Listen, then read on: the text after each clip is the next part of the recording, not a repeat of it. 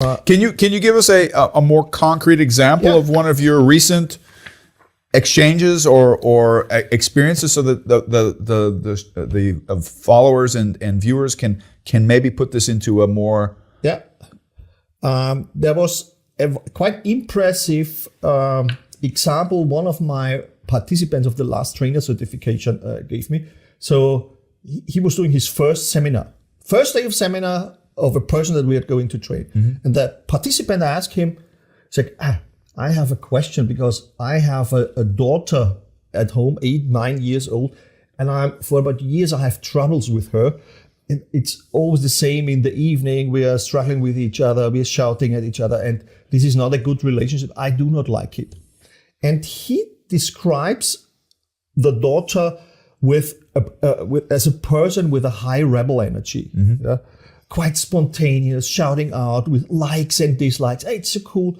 And then the trainer gave him 3 or 4 tips. So what he's going to do in the evening: just give a high five, forget about content, just play with her. He went at home after the seminar. Next day in the morning, he asked him, how was it? And he said to him, it was so fantastic, because for about years, he had again contact with his daughter. Wow. And I must, when I tell the story, I still have, I'm quite touched with it, because this is what PCM is about. And he was not aware of that with just changing a little bit of the inner attitude, with a little bit of different words, gestures, a different contact with the daughter. And now the best thing comes. The daughter said to him, hey, Pa, it's okay if you go to these seminars. Oh. So and these are the stories. This is the sense for me why I do this job. You asked me about passion. This is the passion, because PCM in this situation makes a difference. Okay. Huh? No, I'm actually thinking of a scenario that I had recently. I think if I were to give you feedback of how am I hearing it, how it's impacting me, I think we all struggle with communication. I think we all struggle with different personality types. I think we've all said this, maybe the person is just, we don't know what the person just went through the last 15 minutes, where they're coming from, what their mood is, what their home life is like. And I think we're all so focused on communicating what's important to us, and focus on the content. Yeah, and we're focused. We always think we're communicating rationally, and although most of it's emotional, that we forget to analyze the listener. Yeah, where is the listener? And the how of the communication. What kind of feedback am I getting? I'll give you an example. I was recently at a hotel. I'm not going to mention the hotel, although I'm not happy with the hotel. I was unhappy with something. I didn't say anything.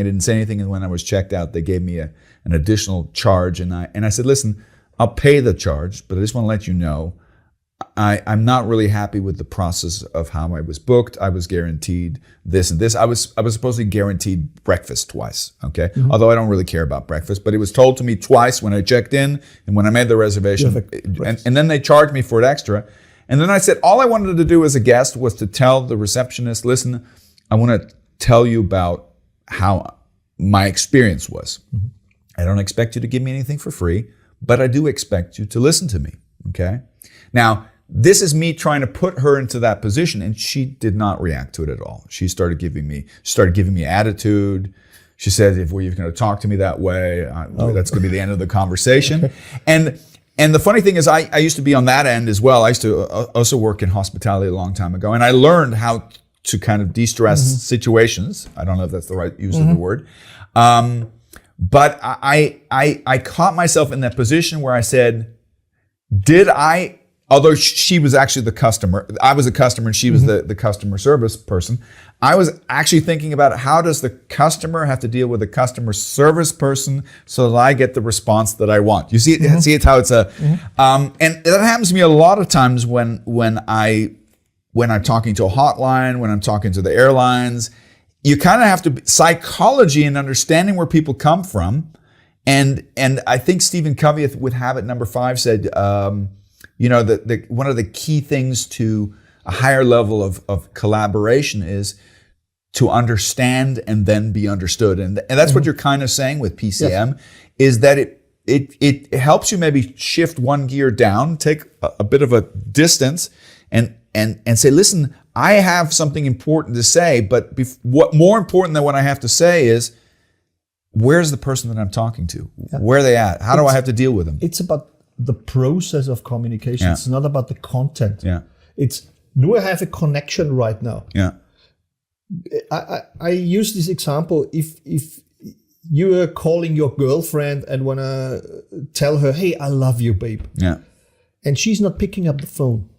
So you can tell her 10 times. Yeah. And the evening she will say, I did not hear you telling me that you love me. Yeah. Because there was no connection. Yeah. And we have the same situation with people sitting in front of you or on the phone. And we are not recognizing if the other person is picking up the phone. Yeah, this is a huge topic. And this is the difference between PCM and other models, because if I observe the other person, the reaction, I really know, do I have a connection? If I have a connection, I understand which part of the personality is activated, and this I am using to get to continue the contact. Mm-hmm.